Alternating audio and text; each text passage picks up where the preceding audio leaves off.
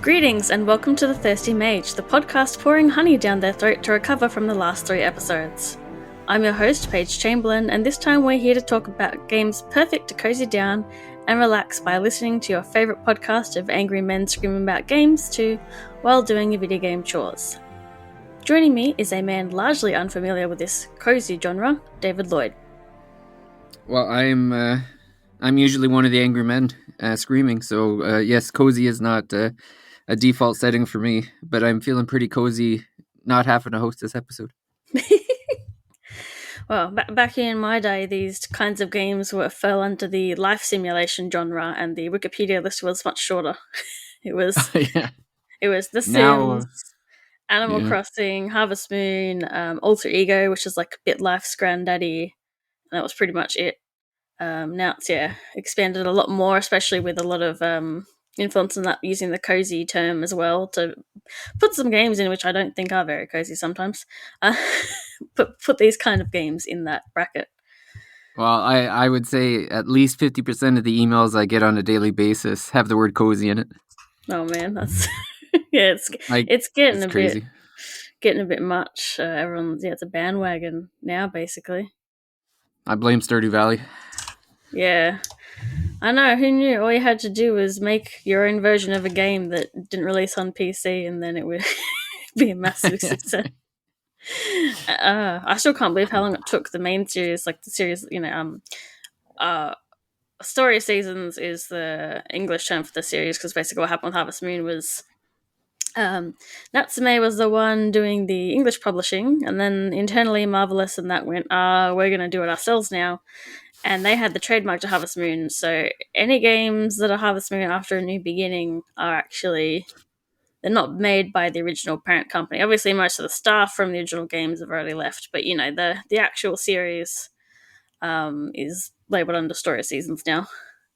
Yeah. But so I'm not really happy with Natsume about just tricking people by doing their own shitty games. It took them ages to get onto PC, and they I still like the old games, but now that Stardew Valley's had more updates and stuff, generally I do think it's better than a lot of the games that it was inspired by. They've really been slacking even in the new releases. And it's a lot cheaper, so I do generally recommend it over now, even if I am a fan of the originals. Most of my cozy game experience is through my daughter, who plays a lot of them. So, yeah, she plays. Well, she has one of the Harvest Moons, whichever one hit Switch. I think it was Story of Seasons. Something of Seasons. The latest one that was on Switch, she picked that up. She wasn't really into it. And then she's played a few hours of Stardew Valley, didn't really catch on to it. Fashion Dreamer, is that the Switch one? That's the one that everyone dogged on me for saying was bad. Yeah, she plays that a bit. And then, but she really likes the style savvy games of the 3DS and DS era, so she plays those quite a bit.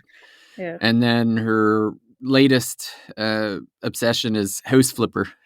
Oh yeah. Yeah, so she's buying and selling houses like a mad woman.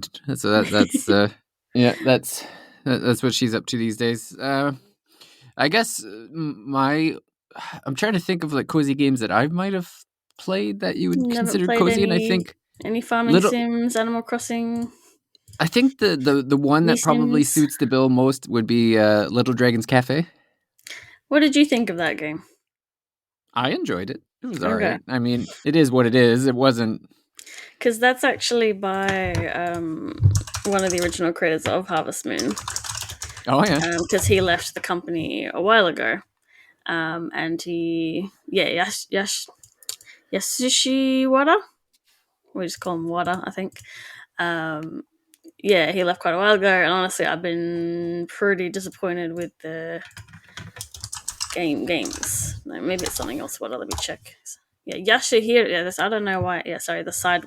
So I can't look at the first results on Google now. It's giving you the wrong. That's a game. That's a game comparison. No, Yasuhiro Wada is the one we're talking about. Yes, he was the producer of the first. He was a designer on Harvest Moon, first one, and he was with them for a little while. He also joined Grasshopper for a while before he made his own company in 2011.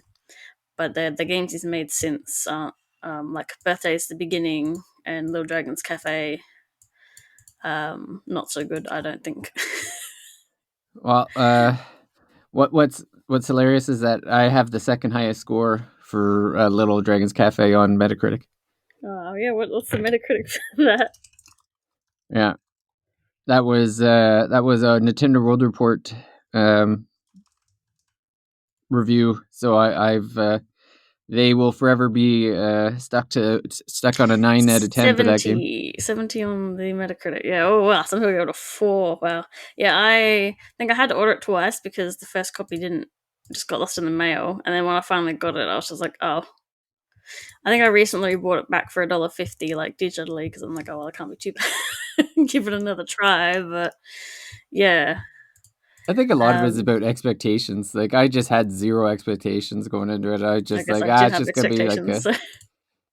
Yeah, I just figured, it's just gonna be this little funny cafe game, and there wasn't. I would say it was pretty simplistic. Like, yeah, like it wasn't anything special. You just kind of run out during the day with the little dragon, picking up, a few supplies, and then you come back and cook them, and then there's a new visitor, every other day or every few days or whatever, and so you just kind of get a little story, and then the world opens up a little bit. But I mean, it's hard to, like, when you compare it to a lot of the other games, like if you're coming from Harvest Moon or something, I could see where you're like, well, this game is like nothing.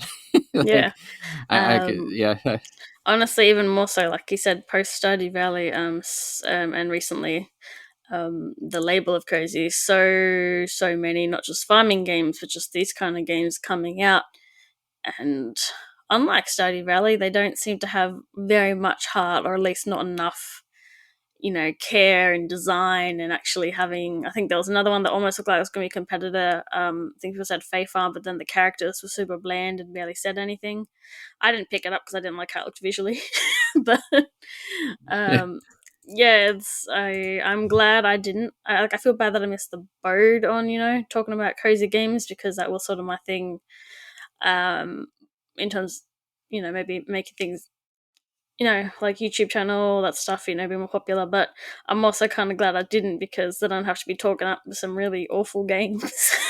Because you can just tell before they even out that they don't look good.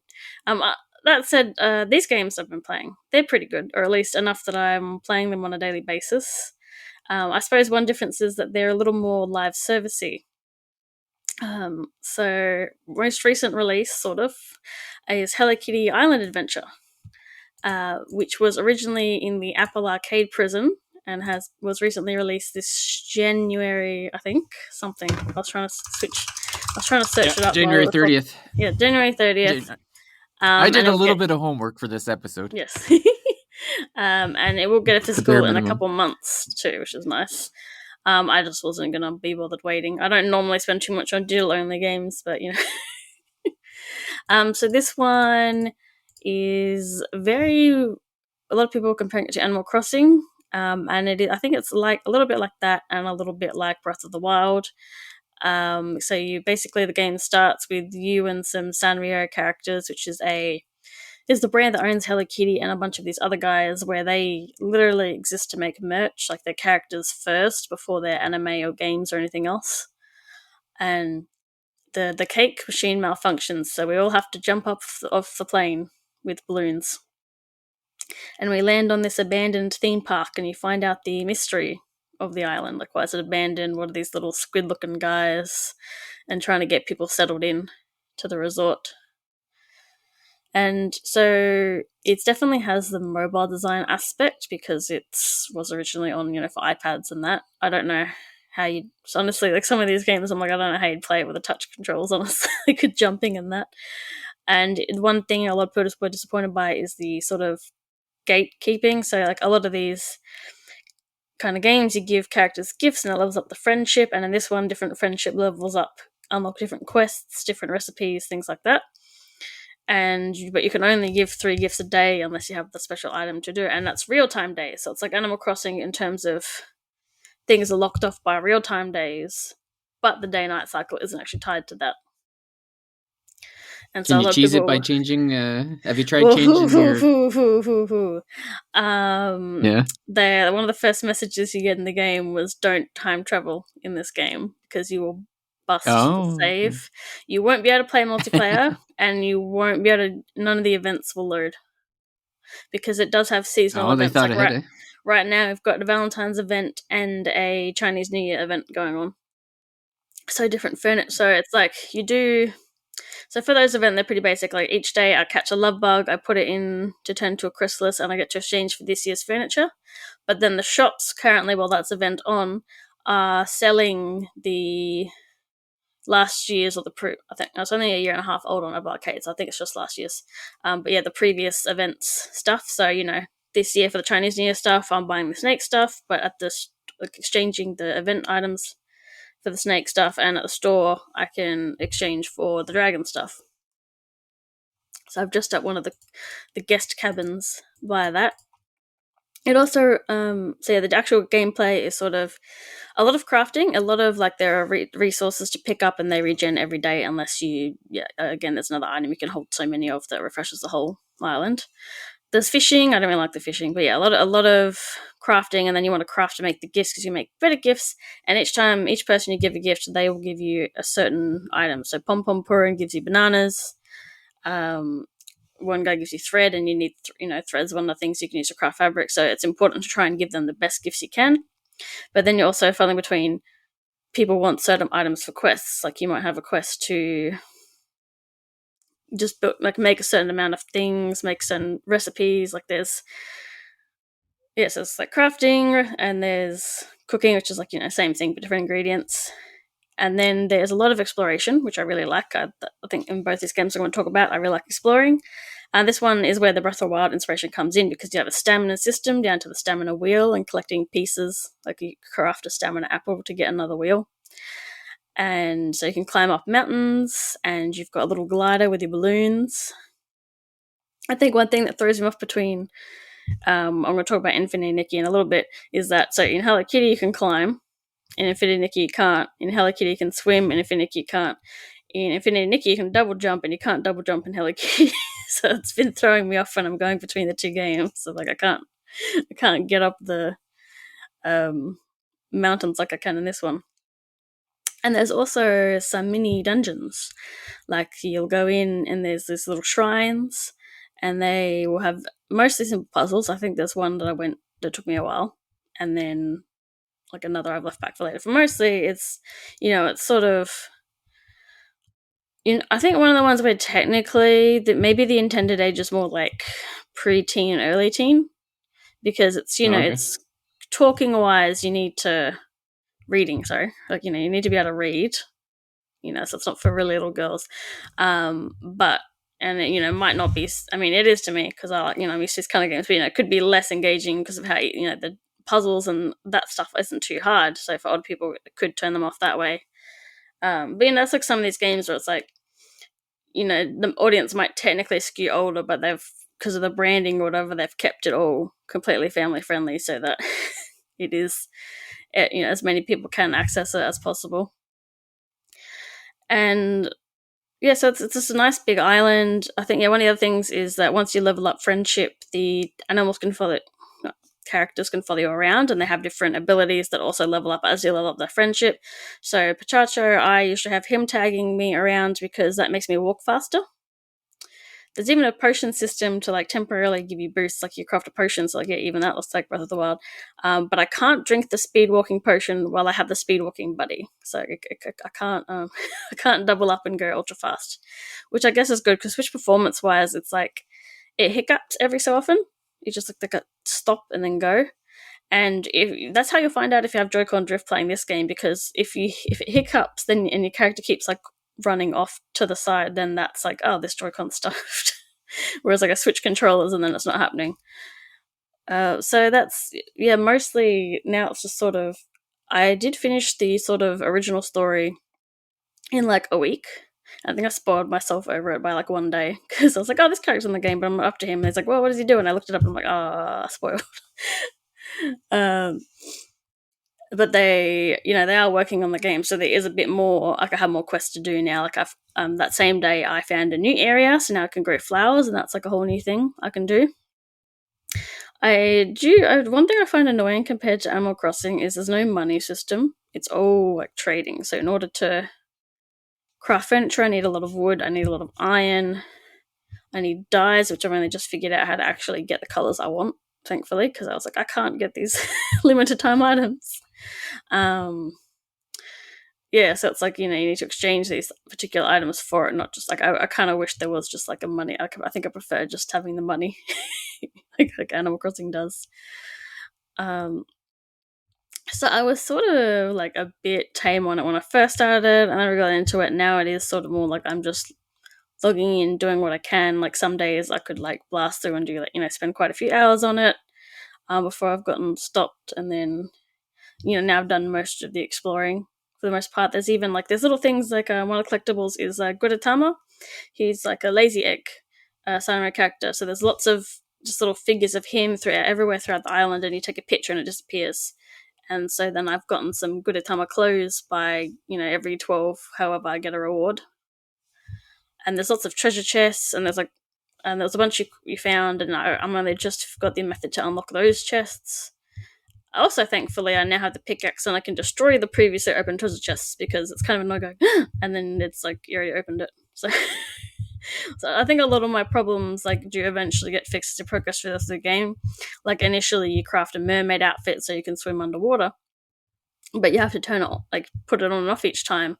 But now, further in the game, I've just got a mermaid outfit saved, and it's by default when I'm in the water. I've mermaid up, and I don't have to put it on.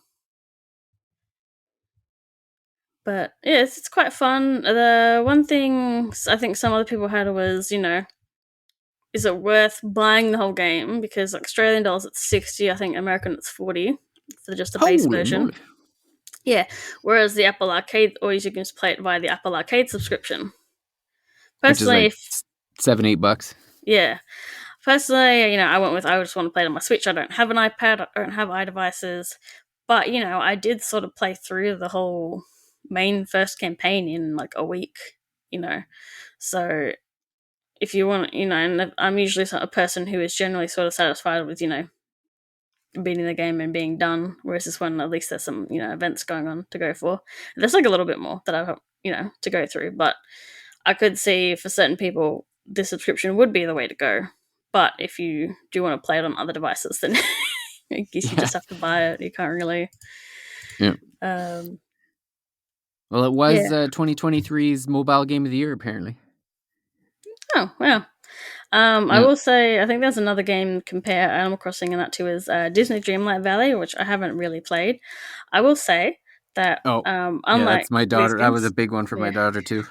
This game is not by Gameloft, therefore there aren't 600 microtransactions in the game, and there is no just none of none of that nonsense. It's like other than if you're subscribed to Apple Arcade, that'd be like your one-off. It's either a one-off payment or the subscription, but that's it. I guess that's the deluxe edition, which just unlocks stuff earlier for you, really. So it's just if you're lazy, if you want to.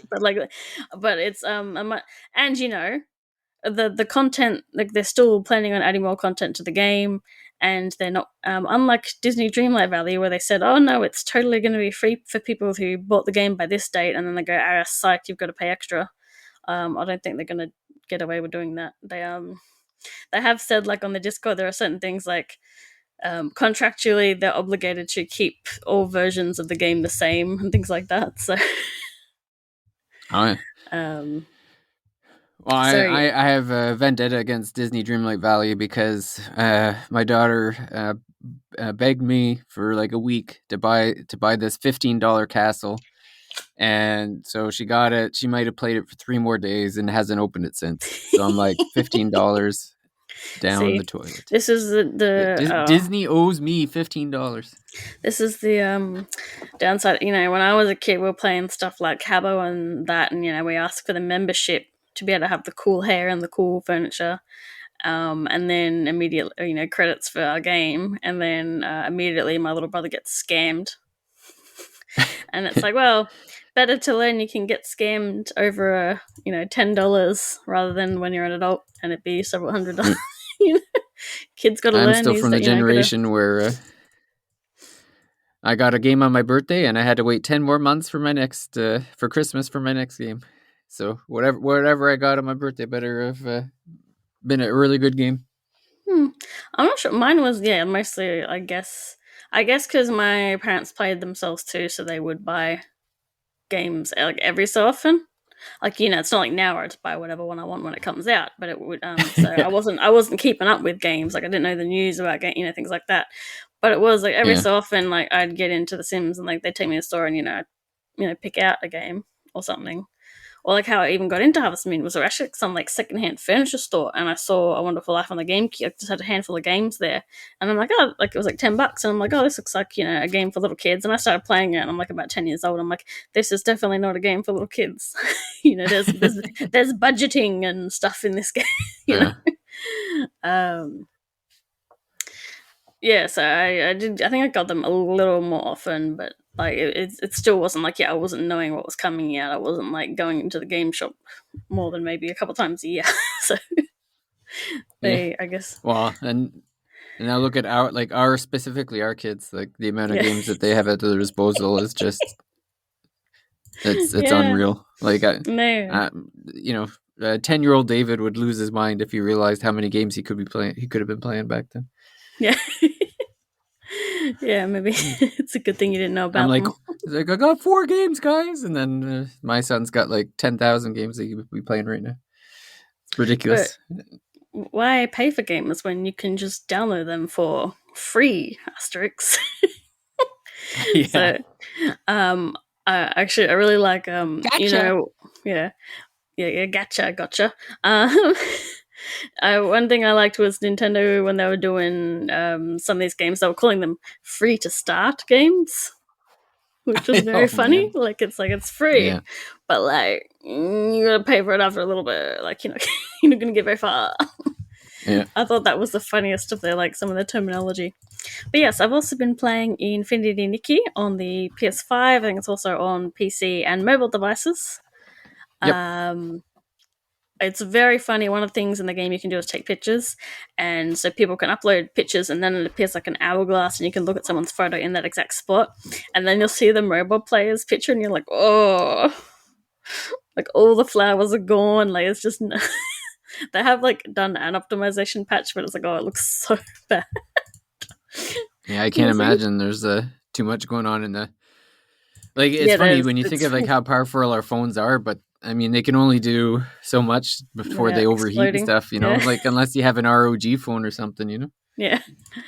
So Infinity Nikki came out I think in December, and that's a free-to-play gacha game, which we'll get into a bit later. But mainly in terms of downloading and playing the game, that's all free. They do have ways to get you, but the actual, in terms of like going through the story and that, you don't have to spend a cent. You can free to play it. Is it is progress halted by not paying or delayed? Yes, delayed. Yeah, okay. Which I'll get into. Yeah, but the main thing is, so this is like the 4th, or I'm going to double check, it might be even the 5th. So there's been like the Nikki series. The 5th one, yeah. The 5th, series, because it was originally like just dress up games, as far as I know, like on the phones and that have been going on for quite a while. And this one is like an open world game with a story and platforming and all sorts of things. So it's quite a bit different, but dress up is still quite a part of the game. So in this, like you've shown up, basically what happens is you get kidnapped by a dress through a wardrobe and you end up in a new world, and you're not really in any rush to get home. You've been told to find the miracle outfits. And by the end of like the first big part of the story, you find out like miracle outfits do cool things. Like one of the ones from the one of the story beats at the start is that people are falling into comas, and we're not really sure why. Yeah, and so one of these miracle outfits actually helps with that in the end, which is good. Because there's a whole lot of lore and stuff that this is one of the games where I'm like, I don't even care. Blah blah blah. Like, I listen to the story, but like when they're talking about like the gods and the wars, and I'm like, I don't care. But I think the miracle outfits are tied to like, oh, these are what's left by the gods that have abandoned us. It's actually really wild. There is a little bit actually. So like there's two towns that don't really like each other because the story is that there was the wishing one who's like their god that grants wishes, and he left. And so there's these little fairy-looking guys called the Feywish Sprites in one town, and then in the other town there's these guys that are raggy cloth-looking things because they're actually pieces of clothing left by deceased people though who hadn't had their wishes fulfilled. So then their clothes have like the kind of desire or personality tied to that unfulfilled wish, and they hate each other. Those two groups of like creatures, they hate each other because they have different opinions about like what happened in regards to like the god leaving, and one thinks they betrayed the other. You know, they won't. When you go to like this Stoneville area, you will see murals of like these raggy like PC guys, like stabbing, like not like you can't see the impaling, but like they're pointing pointy sticks at the Feywish sprites. They have effigies of the Feywish sprites, like they, whew. It's like, wow, there's like little guy racism over here. Like even the people don't hate each other as much as you guys do. But there's no escaping politics. Yeah, it's great. Yeah, it's funny because like it's like this mostly chill dress up game, but like the backstory is like, there is a war outside of the country you're currently in, so we've got like refugees at one of the gates. There's like, yeah, there's people that have gotten kidnapped, and like there's lots of, there are bad people and bad things going on, but then you're in this world where there's a sock worm and like alpacas that look like those socks with stripes on them, and you brush them and then you get like that material. Or a goldfish that looks like it has a ribbon for a tail, so it's called a bowfish. Like all the animals and stuff are like, yeah, sort of clothing based.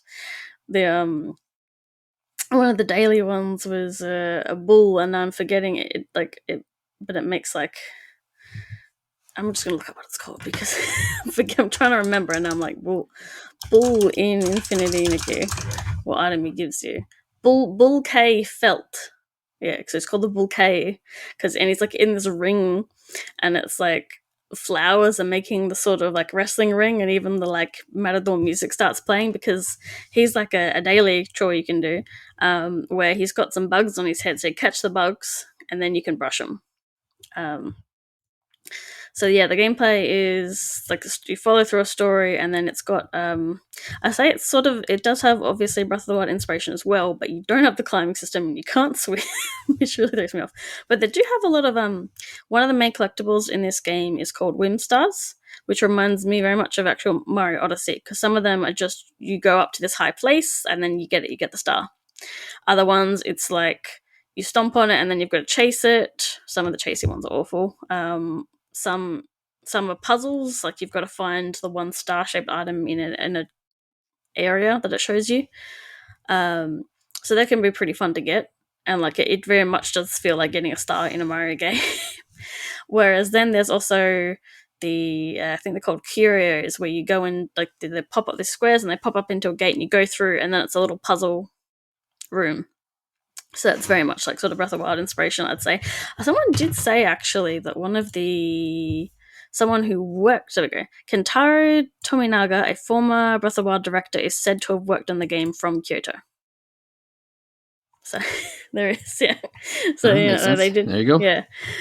So those puzzle rooms can feel quite like it. There's a variation of things where sometimes it's just platforming in the time. Other ones it's like trying to guide a ball to a certain point. Unfortunately, there's no gyro option for the control. So one time I did sort of like brute force them sometimes, which was funny.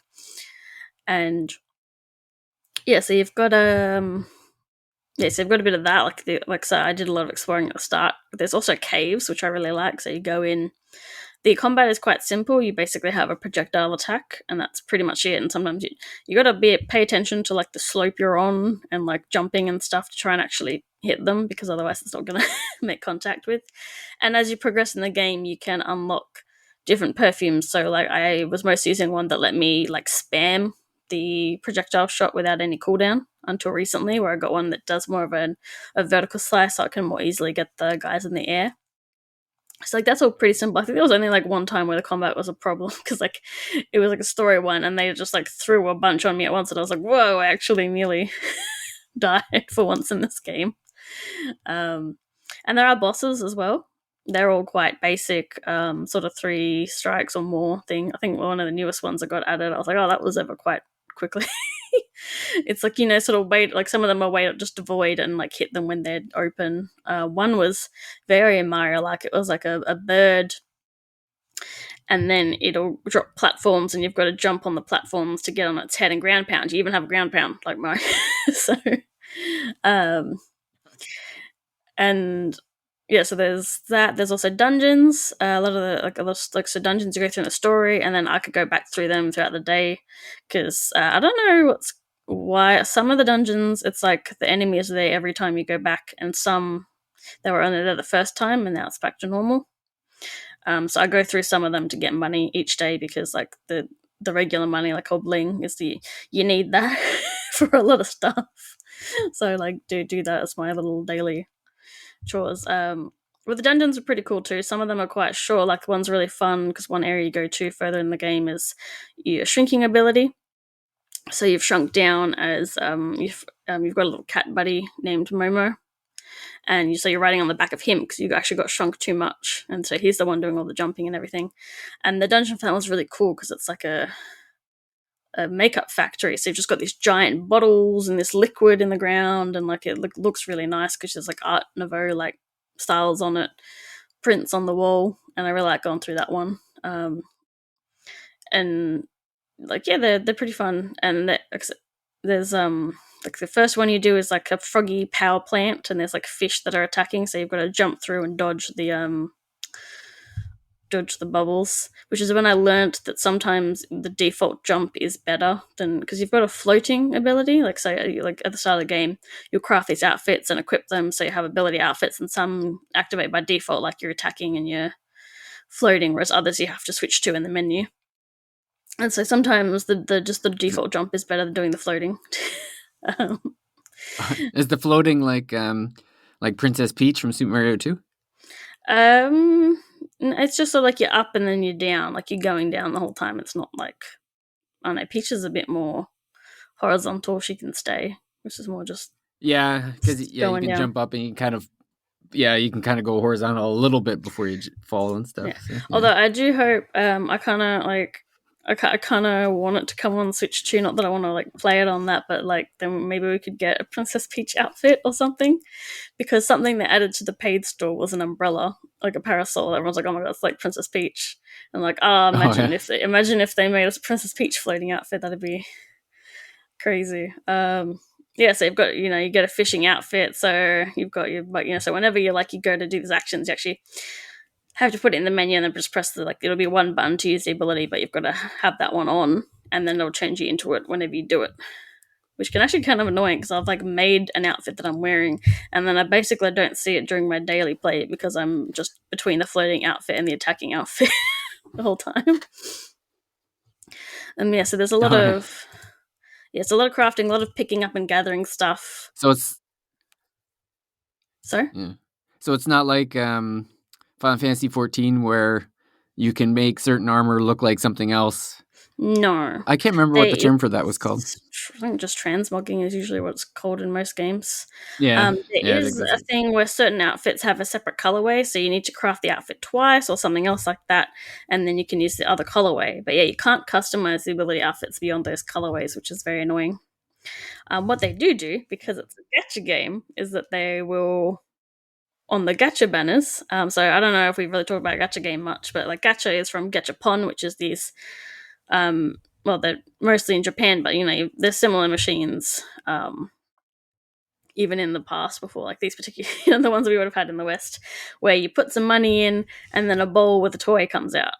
And so in Japan those machines would be like, here's the specific toys, and your chances would be pretty much, depending on like what's actually left in there, would be just sort of normal, whereas the gacha games are much worse and you're more likely to get hit by or the Earth is more likely to get hit by a meteorite than you pulling one 5-star item in in a single pull. So the game has a lot of currencies. There is daily energy, which is one of these, like, it caps at 350, and it's over. They've got to fix it though, because it's like 29 hours and not 24 hours, which is so weird. Like when it caps, and so you use that for several things that you'll unlock as you go through the game. So one of the blocks in the story is so you fought a boss in the story, and then there'll be like 4 other versions of him you can fight, and that'll give you a different material. And so a lot of the outfits you want to make just for your own, or for like the ones that get you on the story, like the miracle outfits, need that material. And so you can and once you've beaten them the one time, you can just skip it to just instantly swap your energy for that material. But that's capped at like how much you can have per day. So you're gonna have to like log in every day to get as much of the material as you can within a reasonable amount of time. So one of the things, the many ways that can get money out of you is, each week you can spend $1.45, like this Australian prices, and then you get an extra 60 energy a day. Another currency, like a battle pass. There is a battle pass as well. Oh man. There's a battle pass as well. There's the diamonds are the currency that you pick up throughout the game, like by doing quests, by doing chests, doing that. Those can be used on the gacha pools.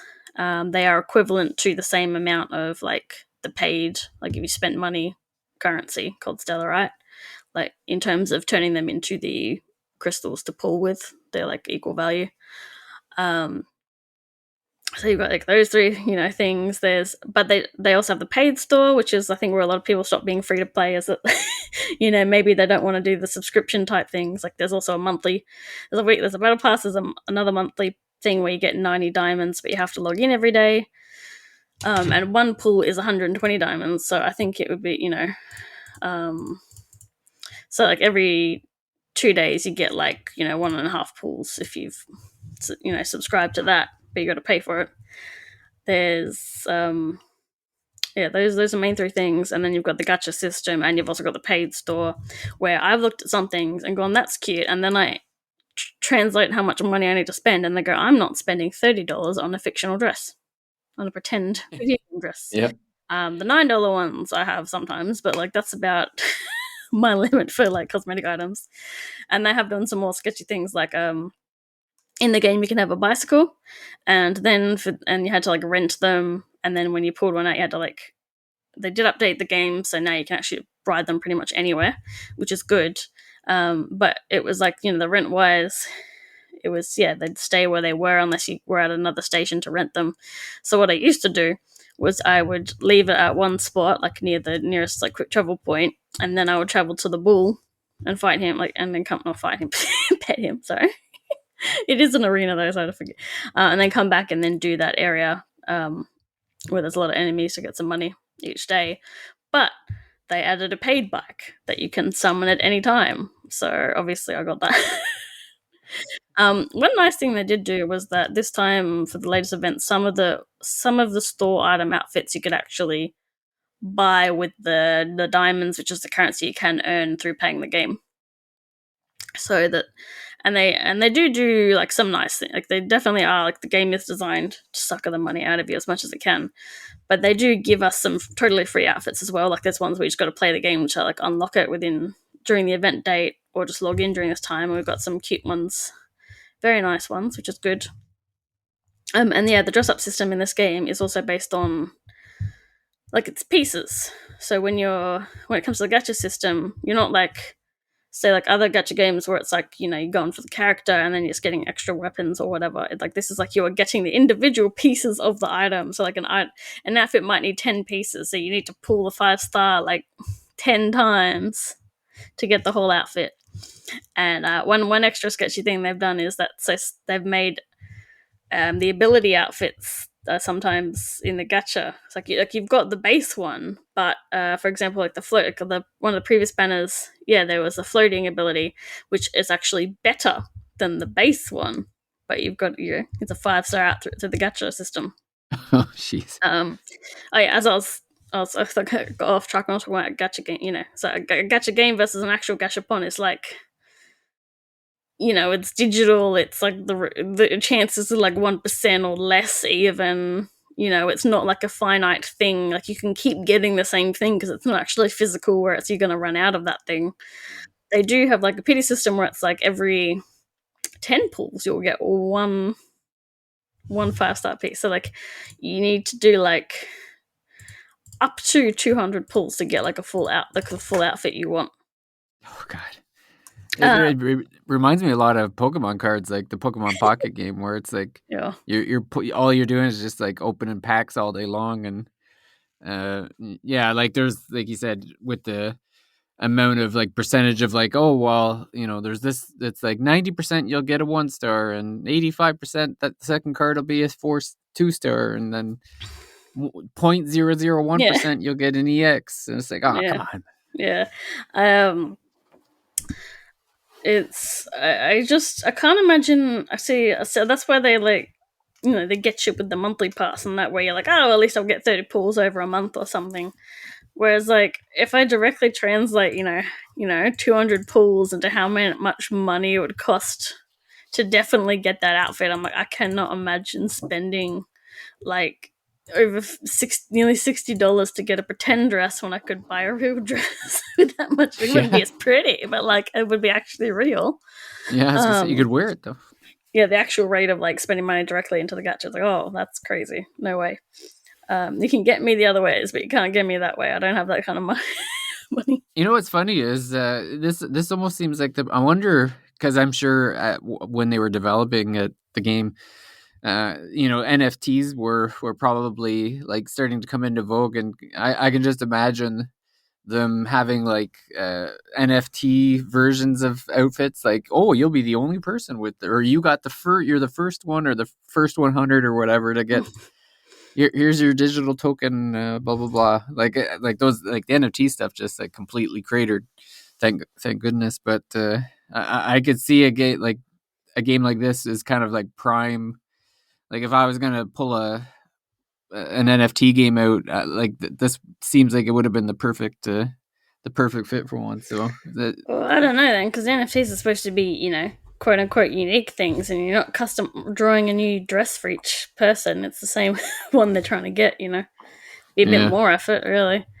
I think they're doing well financially in this game and their other game. So with the gacha system, so they do banners where it's like the 5-star and one's a 4-star, and so I'm annoyed because I'm like, I want this 5-star outfit and this 4-star outfit, but they're on 2 different banners. And it's like, but I ended up liking.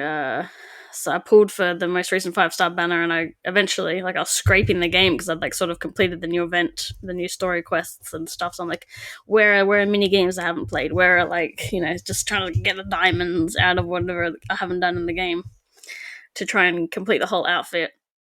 And then I realized that this game has quite a few systems in place, and one is like the recolors. So the 5-stars will have like 4 recolors, and normally the way the recolor works is like you have to have a second copy of the outfit. But I had an item for one of my other 5-star dresses that I could take from the permanent banner, and I'm like, I can use that to. I think the way 5-stars work is you need the items a couple times, and then for the last final color, you need a whole second copy of the dress. And I thought I could use the item that can upgrade my permanent banner dresses on this limited banner dress, and I cannot. So I was pulling for this dress, not realizing that I couldn't actually get the recolor. And then they have this other system with the gacha where it's like however many pulls you get something, so you get a piece of the makeup that's connected to this outfit, or you get Momo's outfit, or you get an extra accessory. So it's like I needed to pull like 160 or 180 times to get the first recolor of this outfit. Oh my god. And then I don't want the other colors, I'm not doing it. But like if I wanted the third recolor, I'd have to waste another 50 pulls. And then however many more if I didn't get the second copy of that outfit by that point. That's wild. Whereas with the 4-star outfit, that's part of that. I just got the recolor by pulling a second set of the 4-star outfit, which I like a lot. A lot of people said it was like Phantom Thief outfit, and with the recolor, I was like, yes, you've got blonde hair, red outfit. It looks a lot more like that than like the first color's more clowny. And a lot of people reckon they must design the outfit one way and then make the other colors the base version. To make the better looking one. One thing I really like that is actually the 4-star banners are pretty good, because that one, then you get a 4-star every 5 pieces. So you only need about 40 pulls to definitely get the outfit, more or less, depending how many pieces there are. Only 40? Yeah, only 40. Yeah. Better than 200. It's guaranteed, yeah. And so the previous one, I didn't touch the 5-star and I just got the 4 stars. And this time I went for 1 5-star and I looked at the new 4 stars. I did not like them as much as I thought. And one annoying thing is, so a lot of the banner outfits have a whimsicality ability, which is basically a little emote or something else that can only be done in that outfit. And I'm actually kind of annoyed because it's like, I get that, it's a free-to-play game, you're trying to get my money and stuff. I get that if you need the outfit to unlock it in the first place, but I don't like it being tied to the actual outfits, because the newest 4 stars is, this one outfit has a bouquet, and depending on what most recent flowers you've picked up, the bouquet will actually look different. And the same thing with the other outfit, and you have a little basket, and what's in the basket will actually be different based on if you've picked up certain items in the game recently. And that would be really great for photos, because like photo taking and sharing, like that's one thing you can do in this game, and you can mess around, like you unlock filters and all these sorts of things. That would be really great if I didn't have to wear that exact outfit to do it. And that's one thing I haven't checked whether anyone, like as far as I'm aware, because it's, if it's an ability, then that means I wouldn't mind if they made me have to get the whole outfit to do it, and then I could just attach it. I still need the item, but I still need the whole outfit to unlock it. But the fact that I have to be wearing it, it's like, well, that actually, that's why I'm not getting it, because it's like, wow, there's much less photo taking ability, like playing around with that, because you've got to wear the exact same dress and hat and everything that everyone else that's doing that is. And one of the abilities with like that Phantom Thief looking outfit is like, it's just a cool little emote, but only Momo reacts to it. None of the NPCs do, and you can only do it in that outfit. So it's just like, whatever. At least one of the non-optional, thing you can get through free play, but it requires so much grinding. When the miracle outfit's it summons a rainbow for the day, and at least you have to wear the outfit to do it, but then the rainbow is up all day, so you can change the outfit and wear different outfits for the photos. So I wish it was a bit more like that. So I don't know if I can leave feedback next time, and maybe they'll think about it. One thing I didn't touch in too much is the dress up system. So you've got outfits you craft, outfits you buy from the NPC stores. At one point I get stopped in the store because I don't have 115 pieces of clothing, so I go to the store that's only open at night and buy everything, and then boom, I've got it enough. There's even a separate gacha in the game where it's only through the in-game money, the bling, and everyone's like, don't do it, and they call it the Scam-O-Matic, because it's like, it's somehow it's worse than the actual gacha that takes your actual money. Oh man. And you need the bling for like so much stuff, so it's like, don't waste it. It costs so, like, don't do it. Like someone's like done their photo in front of it where you can leave like the photo for other people to see, and they're like, don't do it, it's not worth it. Like just trying to stop people. So you have styling competitions.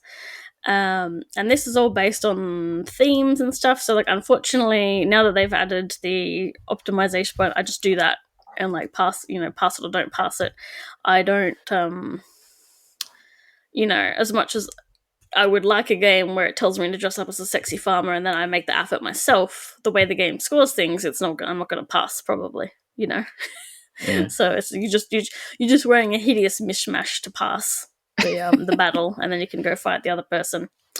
And then that's another resource you need is bubbles and the thread. Thread's pretty easy to get because you get it through fighting, and you can do your little dig guy can take care of that. But money and bubbles, and like bubbles are really hard to get, so you mostly do it at one of these things that uses daily energy, because you need to glow up you need to upgrade the outfit so the outfit piece is a higher level, and then they're actually strong enough to beat the these story NPCs that are getting in your way. So, or optional ones as well. So there's that.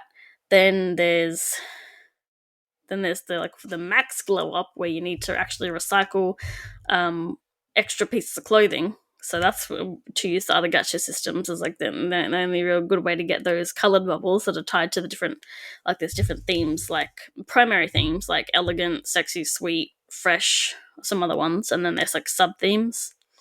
And as we're getting further into the game, obviously the sub themes matter a bit more. So we're trying to find what actually fits the category and level them up.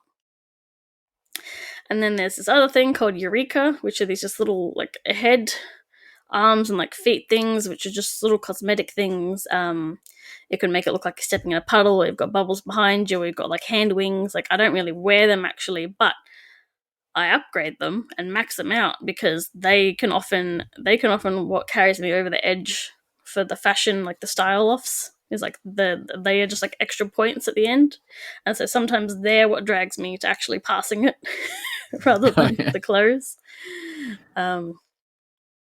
So yeah, at the point I'm at, I'm sort of content complete in the game. I know there's probably some caves and stuff I haven't found, but like story wise, I'm up to date, done most of the things. So it's how more many hours? I'm at 100 hours now. Holy moly. For sure. And I'm logging in every day because there are like I was working on this outfit that requires a lot of energy and some animal like pieces that are from the and there's some unique animals, so you can only brush them once an actual real life day. And you got your little daily chores, which usually get ticked off as I do my daily thing anyway, and that gives you some diamonds and stuff. So I just sort of have a daily routine where there's a couple of dungeons I do every day for money because they're very quick. Like I timed some of them; it's like 2 or 3 minutes, 5 at the most. I don't usually do some of the other ones because the money they have to the time. It's like I can't be bothered, Like it takes it's much longer. Whereas like the frog one takes 5 minutes, and it's like the most money you get like 20,000. And then I pet all the daily animals, like the once a day animals, and I catch a couple of fish, like rarer fish. So I just sort of do like a loop that I do, and like fight some more bad guys to get more money out of them as well. So because I'm still working. There are still stuff that I'm working on, but yeah, it's mostly just doing the daily chores, and then I'm trying to upgrade this outfit so I can beat the sovereigns. Now these bosses basically of the styling challenges, they've come back temporarily, so I'm trying to beat them. The rewards aren't really worth the amount of effort you have to put into doing it, but it's just like ticking it off, And it's unless you like accidentally leveled up the wrong outfit, it's not really a bad thing to level them up because you're going to have more styling challenges as the game progresses. Like there's one I'm stuck at, like the newest ones that I'm stuck at, and I'm like, I don't even know what she wants. I'm just going to like look at other people's guides and be like, okay, I've got to craft this piece. I don't even have it. One thing also I didn't mention, there's a lot of mini games in this game. There's like bike races, there's like races, like things where you've just got to do your floating. Like you've got to not land outside of the circles in a time. You've got to like dodge through sort of like laser grids. There's a kickball, like kicking the ball to the end or kicking it through the goal as it moves around. There's even like the mini box games where it's like, the one where it's like someone who'll start walking a certain direction until they hit a sign that says to go the other way. So you're putting signs in the spots to get them to the end safely. Or like the, bowl in a cup game. Like there's mini ones of that too. So there's a lot of like little things to do. So as you're going through like exploring the world, it's always just fun because you're just like, oh, what's this, and then you go into like one of those puzzle rooms and you're like, I don't want to do this. But so there's like a fair bit to it. Obviously, I would say in terms of like the straight grinding I've been doing, that's probably it's not the majority of the time that's been spent in the game. Most of it's been exploring and progressing the story and like having fun, actual for sure fun. So there is some fun in there, yes, as long as you can avoid the money pits. Yes, or the money traps. And if my daughter's watching me, then it's the fishing game because I have to go catch fish. Oh yeah. Luckily, there's one area with lots of fish because it's kind of like they are only in certain spots, so I can't just summon them like in some games. Yeah, she's like fish, fish. So that I get stuck doing that instead. So no, I definitely, like I said, it does have the money trap. So I probably don't recommend it if you do have kids because it's not a good thing to get them into these kind of games, for anyone really. Yeah. But it also makes me think, man, imagine if Mattel cared about Barbie at all. Like, this is what we could have as a Barbie game, like an open world, doesn't have to be open world, but like a big, high budget, beautiful game with all about dressing up and doing stuff and helping people. Well, they missed their opportunity when that movie came out and made $1 billion. That was the time. They should have had something ready to go, but I don't know. I guess toy company not thinking ahead. No, they just ask Outright Games to make them something so, and that's it. Barbie games haven't been good since I was a kid. Like, they weren't as good as this, but they were like Barbie Cool Looks and Barbie Pet Rescue and like Barbie Secret. They're doing everything, all sorts of CD-ROM Barbie games. Like I said, like the game does have heaps of fun things, but it does, does try to get you.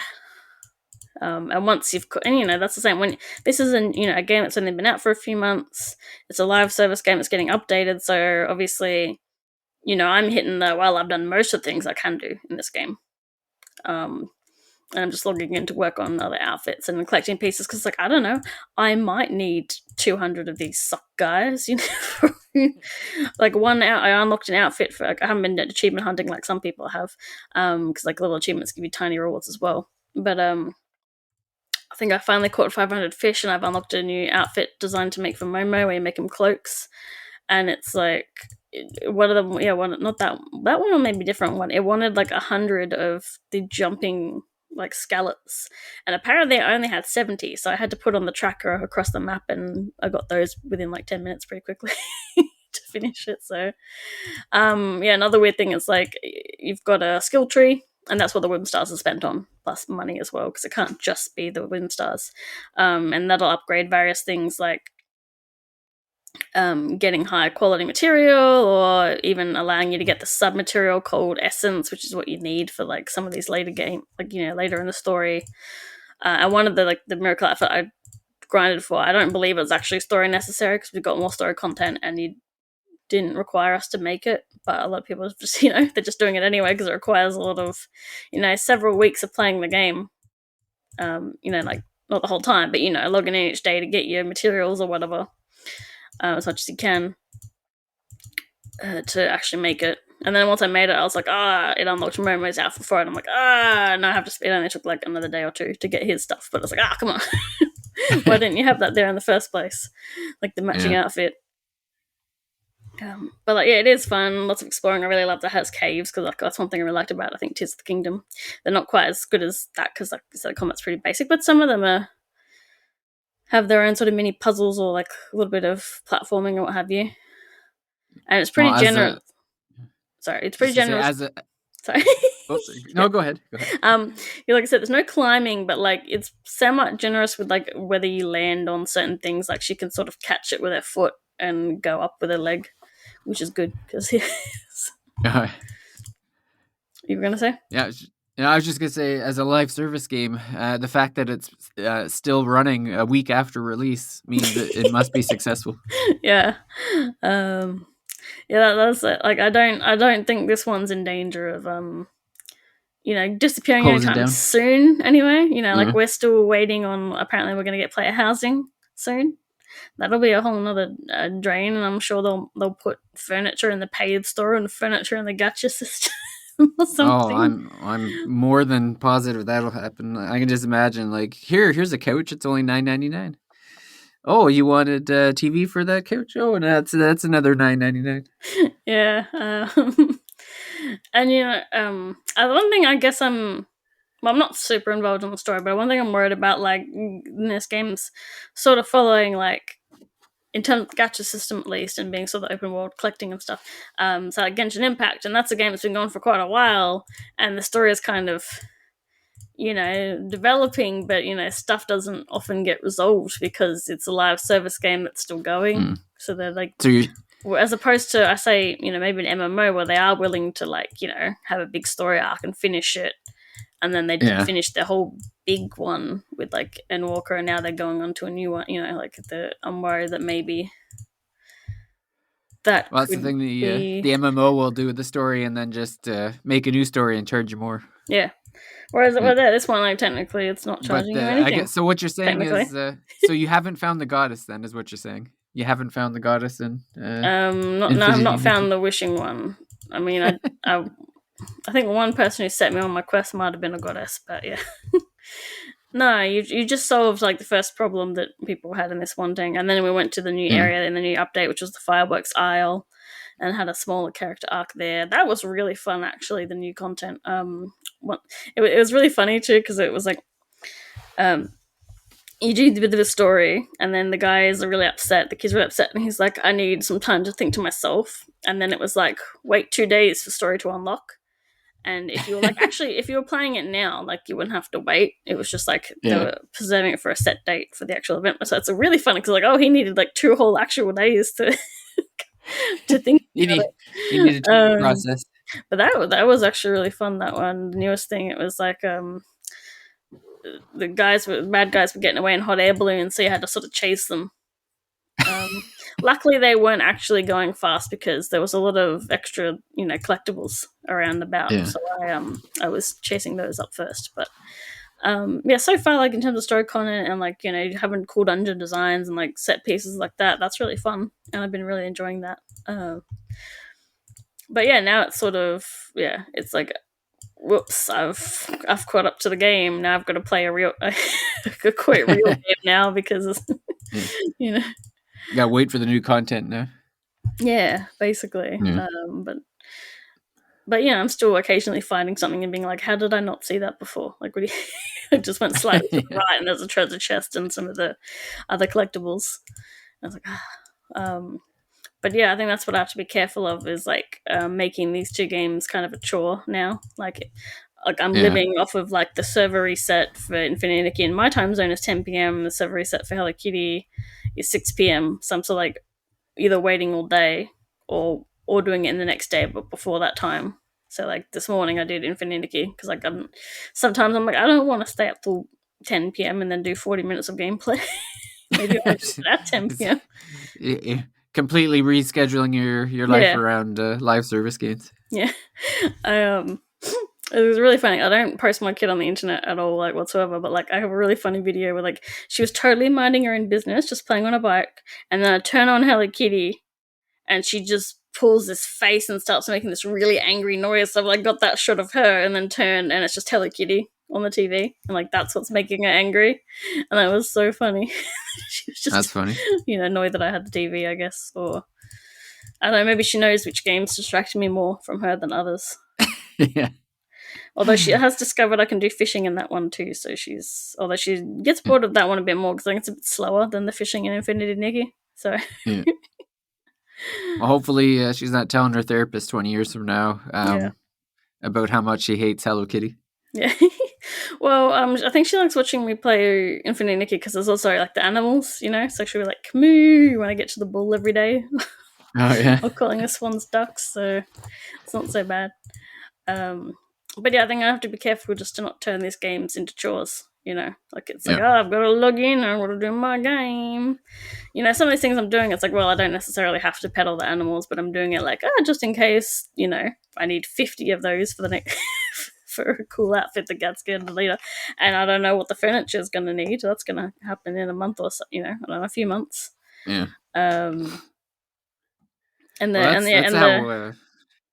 Sorry.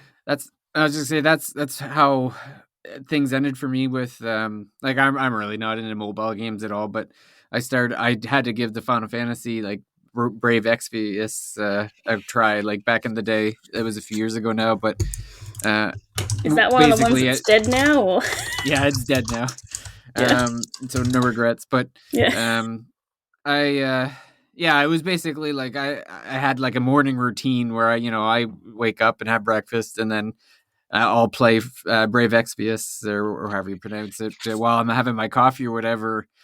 But it just got to the point where it's like this story will never end. Like I'm just you go in and you pull and then you get like a snippet of a story, like enough that they can claim that it's like, well, technically there was story today, and it's like, no, this was garbage. Like I'm like going across the map a 0.5% at a time, and then I think I ended up doing like one world or something, and then there was like no conclusion to the story. It was like on to the next one, and then I'm looking at the map and I'm like, oh, forget this. Like I was out at that point.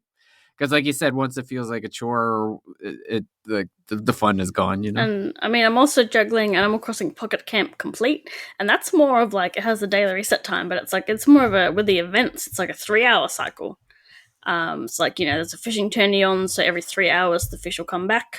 So that's even more of a thing that I'm sort of falling behind. But hey, that one's completely microtransaction free now, which is funny. Oh yeah. With the complete version. They sucked all the money they could out of it, and now they're throwing you a bone. Now it's pay for it once, and then you just earn things through playing the game, which is nice because I dropped it when they introduced the gacha system into the game. Which theirs is like fortune cookies. They even reduced because I've got leaf tokens instead of leaf tickets, and they even reduced like the price of that instead of like 50, it's 25, things like that.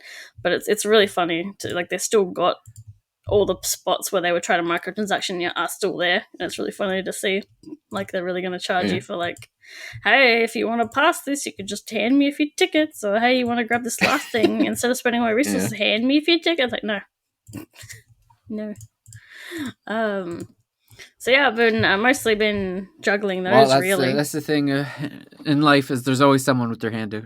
Yes, there is, especially when it's like a free game. But like I said, I would at least recommend maybe Pocket Camp or Hello Kitty over the Disney one, just because they're not asking you for money. Even though they are mobile games or originally designed for mobile. I think one thing I saw like when people were doing like certain story bits, like how did the mobile players like in Infinite Nikki do this, like the platforming and stuff.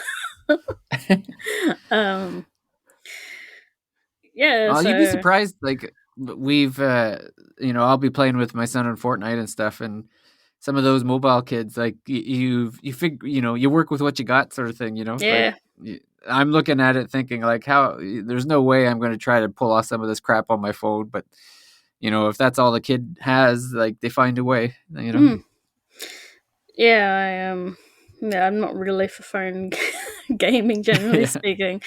I would pretty much prefer to have it on the console. I think the kind of things I like on phone are more stuff like that, tapping the tiles, like the piano one or something like that, really basic, needs a touchscreen sort of game. Fantasian. Well, yeah, what I have touch. Yeah, Apple Arcade escapee games that refused to release a physical here. Like they had it up for pre-order, and then they were like, "Never mind." I was like, and then I didn't buy it when I was in Japan because I was like, "Oh, no touchscreen. I can't." That's a game where I can't imagine not having the touch control. It's the opposite where I'm like, "How do I precisely arc something?" Like I tried to. So when we were playing it together, I was playing on my iPad, and then I was like, "Oh, I'll play it on my Apple TV because I have like the 4K thing." And I had it on there, and I connected one of my good controllers or whatever. I don't remember. It might have been PS5 controller at that point.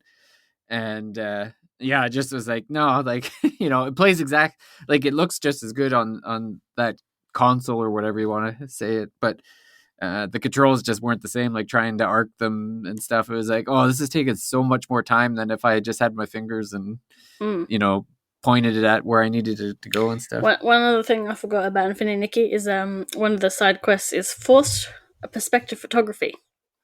It's like, oh, I want to have a jailed thief or whatever. So then you sort of look around, and thankfully, like the camera will be like highlight something like that's tied to that quest. So it'll be like, oh, here's the fence, and they're like, okay, so I'll go look at the fence, and then through the fence there's a picture of a guy. So then you take the picture, and it's like a jailed thief.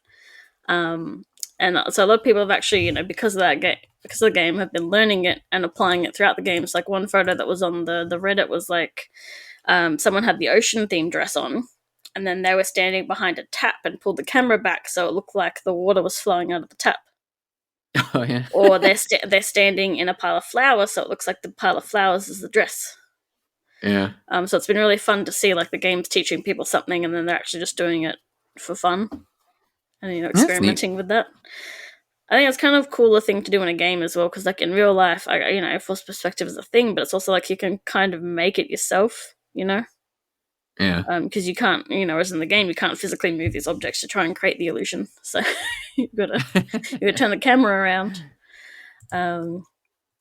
In terms of future cozy games that maybe hopefully don't have a daily system, would be Fantasy Life I, which has a release date now, but now I'm not sure if I'm getting it. When's the release date? May 21st. The main reason is so they announced it's going multi-platform and it has cross-play and cross-save, and I'm like, sweet, I'm going to get like 3 copies of the game. I'm going to get it on the PlayStation, I'm going to get it on the Switch, I'm going to get it on the Steam, and then someone in my family group can play with me. And then they were like, we're not doing a physical release for the West anymore. Oh, jeez. And it's like, that's too bad. Now I'm not sure. Like, I want the game, but now it's like, okay, well, now I have to get it through probably VGP over Play Asia because the shipping's not as insane. But it's really gone from like, I'm gonna get this like 3 times to like, maybe 1 copy, but I'm really not happy about it. Yeah, that's too bad. And I think people were suggesting it might be because they chose to go multi-platform. That means maybe maybe Nintendo was going to be the publisher. It's just starting to really annoy me at this point because I feel like I shouldn't reward people with my money when they aren't going to make it accessible for me. Like, you're selling me the product. Like, I'm supposed, you got to try and you got to make this easy for me to get, and especially a game that's this version's taking a little bit of inspiration from the terraforming from New Horizons and stuff. The more family friendly, the more those kind of games, you want that on the shelves. Like, some people don't see a game unless they see it in the store, or the other way around, where a kid will come in and ask for a game and be maybe we're gonna find out that there's no physical of that game, and they're like some kids don't, even nowadays, don't understand that it's like, oh, stuff is digital only, unless you want to pay an extra $40 for it. But yeah, well, it makes you wonder. Maybe Switch. Maybe we're going to find out that Switch 2 is digital only, no cartridges. I don't think they've said that. They said this. I think there's a cartridge slot. Oh, did we already see the cartridge slot? I think so. I almost want to go back to the video to make sure the cartridge slot is there check, now. But yeah, it's If we didn't see it, it's digital only. It's, if indie games can release a $90 copy of their game physically in my country, why can't you? Really? Yeah. So I think I really do want it, but it's just like, oh yeah, you're on thin ice, buddy. whereas Fantasia, it was like, stuff you. I might have bought it while I was overseas if I had the touchscreens, but it's like, wait, you don't want my money. Too bad. Yeah. And especially that one I want physically, because it was a subscription only thing beforehand, so I kind of want to have that.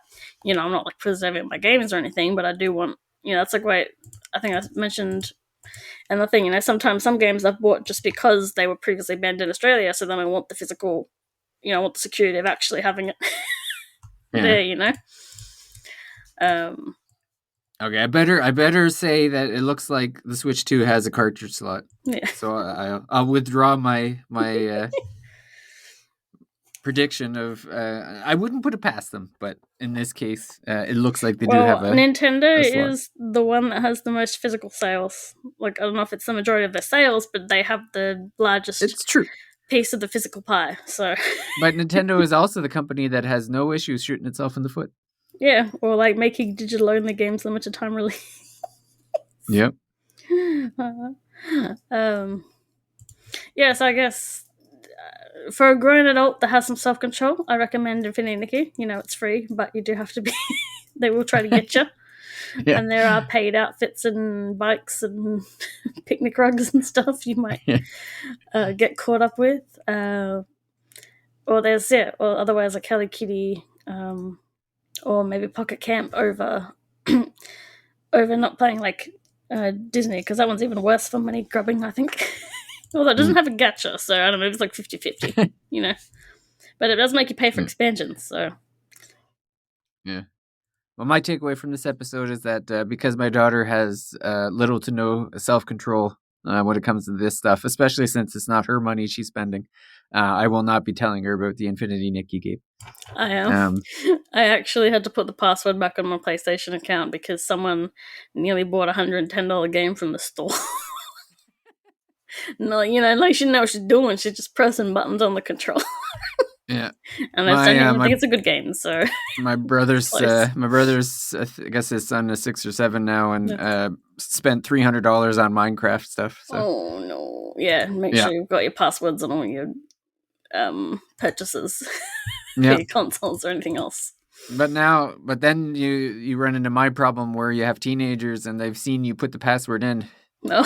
and so you just have to let them know of the consequences of what happens if the password is used. You don't get to eat. Yeah. Like food. You will have. I will take a card out in your name and credit, and there'll be negative money plus interest. Yeah. Put a tent out in the backyard. That's where you'll be sleeping if that password gets used. Yeah. One of the things that I feel like it's gonna be hard for me to do now that I'm playing a gacha game, but like, I feel like one of the rules I'm gonna have for my kid is pretty much no, we're not doing blind boxes stuff because like, it's just not good. All the toys. God, you go on a toy aisle nowadays, it's like 50% blind boxes, but like it's just. But then that's like, I gotta like hide these games away from her too. She can't play them. Well, that's the thing. The kids have been going to birthday parties, and it's all like the blind box. I don't even know what they're called, but they're in like those orbs or whatever, where you pop them open and you get what you get, sort of thing. And it's like, oh man, like that's. I mean, I guess it's smart for them to sell more product, but it's, that's nasty.